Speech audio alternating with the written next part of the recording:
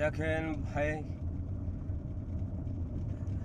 আরে বসুন্ধরার অবস্থা তো এইরকমই থাকে। বসুন্ধরা তোমরা ফ্ল্যাট কিনতে পারবে না?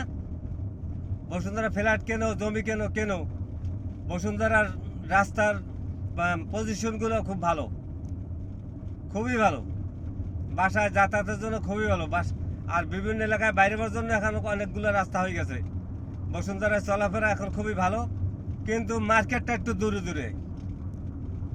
কিছু কেনাকাটা করতে হলে, ফ্যামিলি কিছু কেনাকাটা করতে গেলে একটু দূরে দূরে যাইতে হইবে। অন্য অন্য এলাকার মতো যে ঘরটা বাইরেই তুমি দোকান পাবা, এটা পাবা না। এটা আবাসিক ঠিক আবাসিকের মতনই, কথা বলছো? আবাসিক ঠিক আবাসিকের মতনই।